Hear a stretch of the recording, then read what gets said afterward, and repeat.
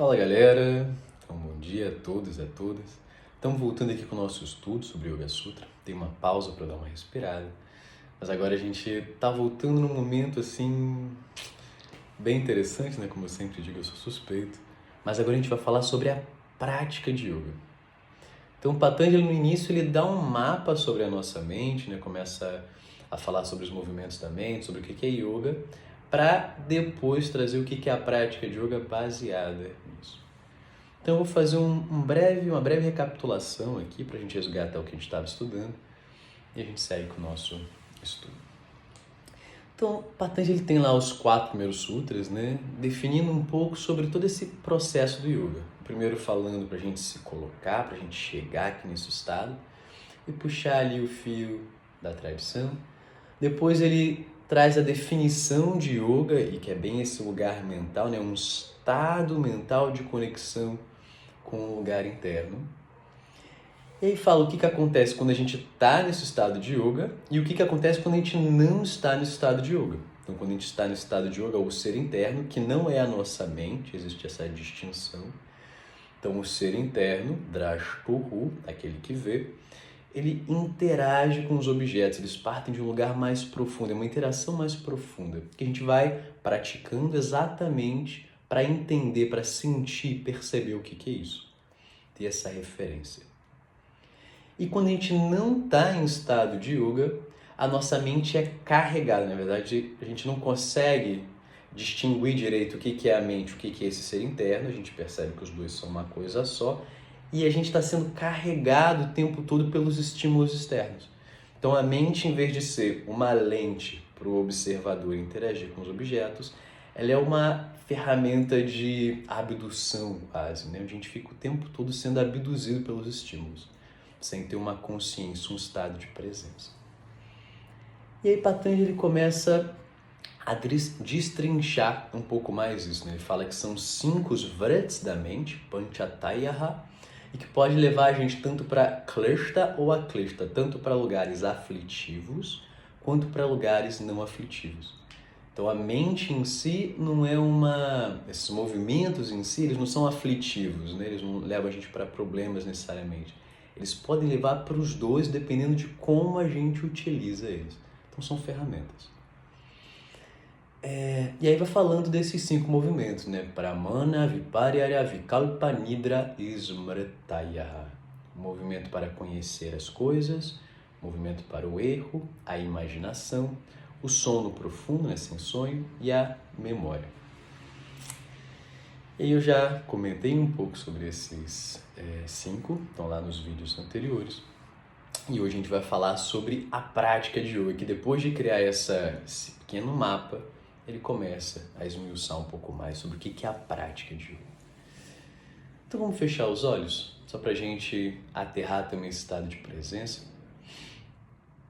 Tanto eu aqui quanto vocês daí. Então fecha os olhos, sente como está o seu corpo. Sente de onde você parte hoje.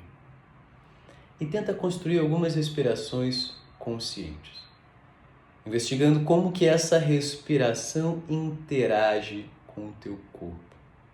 Se tem espaço para a respiração entrar, o seu corpo está mais amassado, você sente muita pressão interna e o ar não consegue entrar.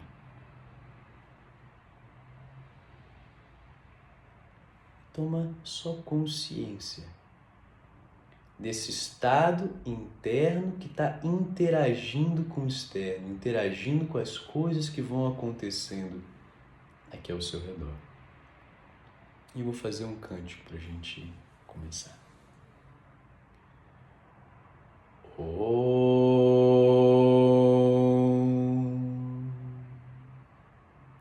Sahana Vavatu Sahanau Bhunaktu Sahaviryam Karavavahai Tejasvinavadhitamastu Ma Vidvishavahai.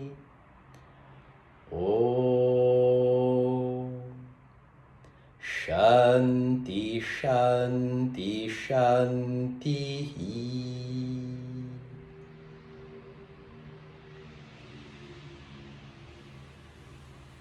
gente estava de olhos fechados, devagar vai abrir os olhos. Então vamos lá. A prática de yoga, que a gente vai começar a falar hoje, ela é definida por 2 movimentos, Abhyasa e Vairagya, que são complementares. O professor até coloca esses 2 movimentos como se fossem 2 pernas para a gente caminhar. Eu acho essa analogia muito interessante porque ela traz várias imagens assim, né? Se a gente dá um passo muito largo desses 2 movimentos, a gente pode abrir um spacar e fica sem movimento, né? Você fica ali meio preso num quase Hanumas, né? Que é uma postura de yoga, de spacar. Se você só anda com uma perna, você anda em círculos. Então você também fica preso no mesmo lugar. A ideia é criar uma passada regular, estável, onde você coloca um pé, cria segurança para tirar o outro pé e aí vem com esse pé para frente. Cria segurança para tirar o outro pé e vem com o pé para frente. Então, a gente vai regulando esses 2 movimentos que se ajudam para dar estabilidade para o corpo. Eu acho isso muito bonito e muito inspirador. Abhyasa tem várias traduções, né? Eu vou falar hoje mais especificamente de Abhyasa, mas é definido como prática. A prática daquilo que traz clareza mental, que traz estabilidade na mente. E Vairagya é um desapego. Meu professor gosta até de colocar como um não apego, que o desapego parte do princípio que você se prendeu para soltar. É cuidar para você nem se prender. Então a gente vai falar sobre Vairagya no próximo encontro, senão fica muita coisa. E aí sobre Abhyasa, então tem esses 2 movimentos, são complementares. A prática, fazer aquilo que traz uma clareza mental e abrir mão das coisas que te prendem. São 2 movimentos complementares super importantes até eles se balancearem. Porque se vem um demais, o outro vai se tornar bem necessário e vai ficar um pouco desequilibrado. Então, Abhyasa, eu até peguei aqui algumas traduções, já coloquei aqui. Que você vê Abhyasa, tanto como esse movimento, né? Que aí é o Sutra 12, do primeiro capítulo, 13, que a gente vai cantar ele hoje no final, né? O 12 fala sobre Abhyasa e Vairagya, o 13 e o 14 define Abhyasa. E aí depois os outros falam sobre Vairagya. Então a definição de Abhyasa é qualquer movimento para você conquistar ou manter a harmonia na mente. Eu acho esse sutra bem interessante, eu até gosto de trazer com uma outra tradução que eu encontrei há pouco tempo, que é essa capacidade de desenvolver um hábito discriminativo, ou seja, desenvolver uma capacidade de ter consciência dos processos das coisas. Porque muitas vezes, se a gente fica na primeira tradução que eu trouxe, né, trazer uma estabilidade na mente, a gente se prende a coisas que levam a gente para um estado de relaxamento. E muitas vezes relaxamento é associado na nossa cultura com uma letargia. Aquela coisa de estou ali deitado no sofá em pleno domingo com aquela mente relaxada, né? Que na verdade é uma mente letárgica, sem energia. Então, na verdade, a Abhyasa é esse movimento, que pode ser várias coisas, a gente vai assuntar isso, mas é um movimento para trazer estabilidade na mente que leva a uma discriminação, que leva a viver, que é um conhecimento, uma capacidade de perceber as coisas com leveza. Depois ele vai trazendo, traz um sthiti, que é uma firmeza que vem com uma tranquilidade. Quanto mais a gente se aprofunda nisso, mais tranquilidade ela traz. E também é importante entender e criando referências sobre o que é essa tranquilidade, né? Lembra que a gente falou em vários momentos lá sobre a mente? E como que é importante esse olhar para a mente para criar referências e mapeando sensações para a gente poder ir mirando nessas sensações. Agora a prática é, mapeamos, vamos mirando ali nas sensações, tranquilidade, estabilidade, né? Para a gente ir cada vez mais fundo. Mas tem uma outra tradução de Abhyasa, que eu vejo também em alguns lugares, que é como uma disciplina, como uma austeridade. E aí é importante levantar alguns pontos. Aqui até ele coloca que é uma forte disciplina mental física e moral para trazer essa clareza, essa estrutura para a mente. E de fato, a Abhyasa é você invocar essa energia interna com uma presença, né? Só que a disciplina, de novo uma palavra, e precisa ser entendida, assim como as sensações, né? Porque quando a palavra chega para mim, Gui, ela chega muito com essa coisa dura e meio mecânica de uma repetição. E não é isso que eles estão falando aqui. Tanto no sentido de não ser algo muito austero, muito duro, que aflige o corpo. O próprio Vyasa, que é o maior comentador do Yoga Sutra, ele fala que a austeridade que machuca o corpo é Himsa e não é o caminho do yoga. Isso é outro caminho que ele propõe. Bem, não é um caminho desse yoga que a gente está falando nessa tradição. Então, a disciplina, primeiro ela precisa ser bem medida, é um comprometimento, eu prefiro essa palavra, direcionado. E não pode ser aquela coisa mecânica, tem que ter um entusiasmo, tem que ter uma vitalidade, tem que ter uma energia, né? Porque é muito comum a gente falar, eu vou fazer aquilo e fico aí disciplinado, mas é algo mecânico, é algo morto, é algo morno, assim, sabe? Estou conseguindo fazer claro para criar essa imagem para vocês. Porque para a gente falar de atitudes internas, né, disciplina essa atitude interna, é preciso criar imagens para a gente não ficar preso só no nosso banco de referências, né, da nossa cultura. Então aqui a ideia de Abhyasa é, a gente pode pensar disciplina, eu prefiro comprometimento, no sentido de criar uma grande energia, um grande comprometimento físico, mental, moral, né, para você transformar o corpo, para você transformar as suas atitudes, para você transformar os seus hábitos de um lugar que leva para um não discernimento para um lugar que leva a discernimento. Então, sair de um lugar de ser carregado pelos seus hábitos, pelos estímulos, para construir hábitos que te levam para um discernimento. Tá bem? E aí no outro sutra, né, o 12, Abhyasa Vairagya, o 13 define o que é Abhyasa, que é essa firmeza em manter ou construir uma clareza mental. E aí o 14, ele vai falar sobre as qualidades dessa atitude, né? Satu, Dirga Kala, Nairantarya, Satkara, Adara, Asevito, Drida, Bhumihi. Então ele traz, vou colocar aqui também, que são atitudes para ser construídas por um longo período, sem interrupção, com sinceridade, com devoção, né, com integridade. A sua mente, os seus sentimentos, os seus pensamentos, eles vão convergindo para o mesmo lugar, para não ter conflito. Isso é cultivo, isso é desenvolvido com o tempo. Com zelo e com observância constante. Então, conforme a gente coloca essas atitudes na prática, ela vai sendo enraizada, assentada. Então, o que eu quero dizer com isso tudo aqui, né? Para não ficar uma coisa aqui muito vaga, é que a prática de yoga, ela não é colocada, eu acho isso muito lindo, ela não é colocada como o que a gente faz. Assim, não é fazer asana, por exemplo, né? Mas é como você está fazendo isso. Então, é um cultivo da capacidade da ação. É um cultivo da qualidade da ação, né? Como até fala na Gita, que é um outro texto de yoga, né? O yoga é a habilidade na ação. Então é você ir refinando a sua capacidade de construir uma atitude interna na sua ação, independente do que você faz, que te leva para a clareza.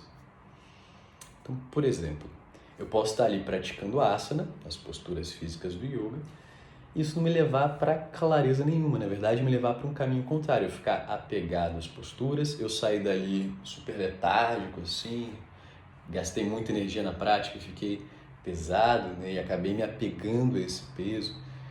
Então a prática de asana não necessariamente vai te levar para esse estado de discernimento, ou seja, não necessariamente vai ser uma prática de yoga. E por outro lado, eu posso estar ali lavando a louça, algo super simples, super cotidiano, que eu estou interagindo com as minhas emoções, eu estou interagindo com os gunas, né, com os elementos da matéria, não vou entrar muito nisso, não vai ficar muito filosófica coisa, né? Mas quero trazer mais para cá. Então estamos ali interagindo com as emoções. E aí eu posso interagir com meus sentimentos, né? Como eu estou me colocando aqui para lavar essa louça? Eu estou fazendo várias coisas ao mesmo tempo, exercitando essa mente dispersa? Ou eu estou aqui focado, fazendo o melhor que eu posso, com a capacidade que eu tenho hoje, sabe? Cultivando a habilidade aqui de cuidado. Então, como você faz as coisas que você faz? Em suma, o que a gente está falando aqui é o que você tem praticado. Também gosto muito dessa reflexão. O que você pratica, ou seja, como você faz as coisas, você vai se tornar muito bem nisso. Então você está praticando fazer as coisas focado, com cuidado, com zelo e manter essa qualidade por um tempo, você vai ficar muito bom nisso. Se você está fazendo, né, praticando, focando em várias coisas, fazendo cada coisa ali de qualquer jeito, ruminando problemas, né, você vai ficar muito bom nisso. Então, o que você tem praticado? Vamos direcionando essa prática para coisas que nos tragam discernimento, que nos tragam clareza, que nos tragam leveza. Então é tão importante na prática de yoga o que você faz, ou seja, do que você se alimenta. Se eu estou indo para espaços muito intensos, se eu estou comendo muita porcaria, alimenta que entra por todos os sentidos, tá? Mas aqui ele está falando ainda de como você se alimenta, que é um aspecto um pouco mais profundo que a gente vai se dedicando e que vai, conforme praticando, indo para lugares cada vez mais e mais e mais e mais sutis para purificar isso. Tá bem? Então, a ideia da prática, o professor gosta muito de falar que o praticante de yoga ele não tira férias, né? E isso pode ser visto como algo muito ruim ou como algo muito bom. Algo muito ruim de, meu Deus, tem que ficar o tempo todo pensando e trabalhando isso, né? Como é que eu tô fazendo as coisas, como é que eu tô dando um vídeo aqui, por exemplo, como que eu tô relaxando, como que eu tô dormindo, como que eu tô me relacionando. Mas, por outro lado, é o tempo todo um cultivo de algo que vai te nutrir. Então, a ideia não é ser de novo uma disciplina, uma coisa assim dura, que muitas vezes acaba se tornando, né? É um cultivo de uma abertura. Quando a gente vai falar de asana lá no segundo capítulo, lá pro final do segundo capítulo, tem uma definição de asana que eu acho linda, que é Prayatna Shaitilya Ananta Samapatibhyana. Asana é uma grande dedicação em desatar os nós. Então é pensar... Isso lá deu pouca bateria aqui, não sei se vai usar. Mas é pensar nessa grande dedicação em se abrir, em criar fluidez, em sentir essa leveza nas coisas.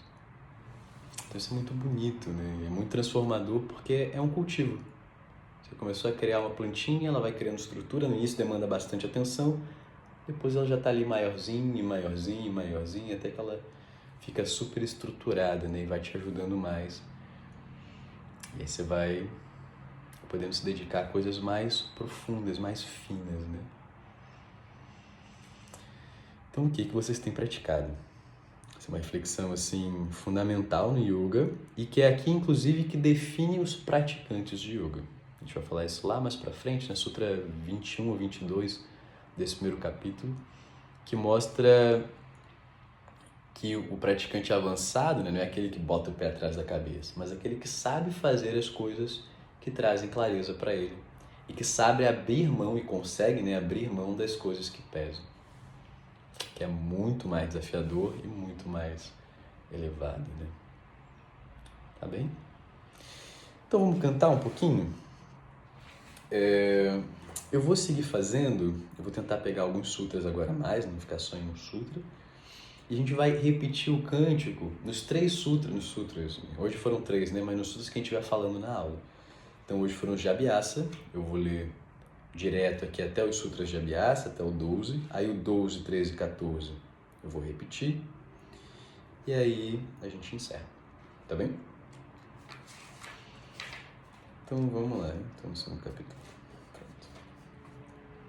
Então primeiro fecha os olhos, coloca o seu corpo, cultiva essa qualidade na ação. É o que a gente vai falar em vários momentos, Patanjali vai retornando nesse assunto e vai dando mais informações assim para a gente investigar. Então se coloca. E aí, se quiser, você pode abrir os olhos e cantar comigo, ou se preferir, mantenha os olhos fechados, escutando. Atha samadhi padaha atha yoga nushasanam yogaha chitta vritti nirodhaha tada drashtuhu swarupe avasthanam vrittisarupyam itaratra vrataya panchatayyaha klishtaha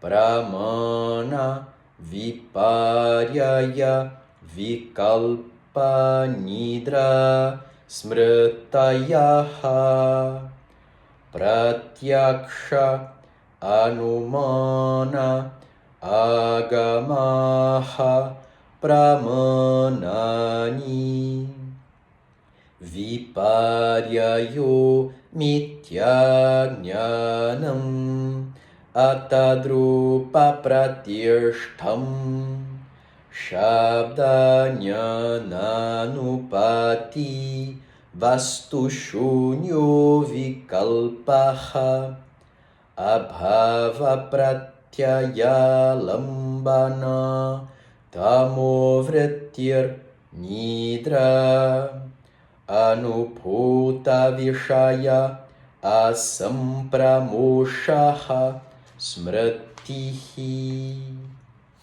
Agora vamos cantar junto, cantar 3 vezes. A primeira, na verdade, escuta. A segunda a gente canta junto. E a terceira eu faço um silêncio com só vocês. Apyasa vairagyabhyam tanirodhaha. Junto. Apyasa vairagyabhyam tanirodhaha. E só vocês. Vai do jeito que der. Eu sei que é difícil, mas vai do jeito que der para exercitar esse cultivo.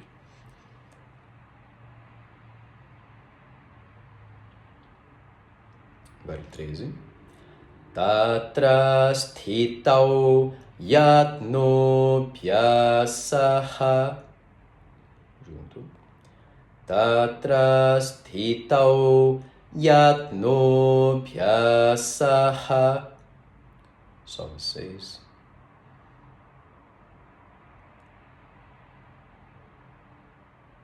Esse a gente vai separar, que ele é bem grande. Satu dirghakala nairantarya satkara. De novo. Satu dirghakala nairantarya satkara. Só vocês.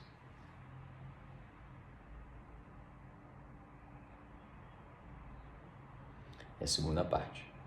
Adara asevito dritha bhumihi. Novo. Adara asevito dritha bhumihi. Só vocês.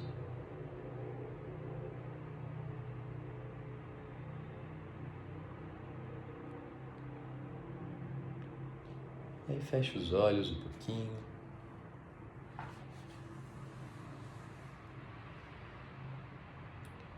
Faz algumas respirações para investigar como que o corpo fica cantando, como que o corpo fica após escutar isso tudo.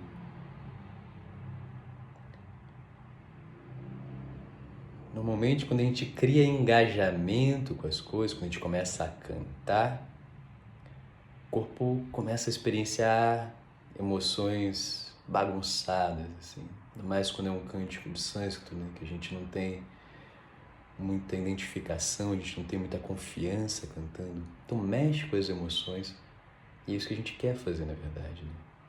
A prática é para criar um vínculo, para a gente sair de um estado de relaxamento, que a gente entende como relaxamento, esse estado mais passivo, para se vincular com a coisa e harmonizar um pouco esse vínculo, né? Então, yoga, na verdade, é um movimento de muita identificação, de muito movimento, né? Não é só uma coisa paz e amor relaxada. A gente cria um vínculo, cria um aprofundamento, isso bagunça um pouquinho, aí a gente apazigua. E aí vai investigando, vai cavando, vai deixando as coisas virem. Mas é preciso vitalidade, energia, conexão com isso, né? A gente vai investigando isso mais pra frente. Então, obrigado por mais aí um vídeo. Quem está acompanhando, se tiver alguma dúvida, me escreve.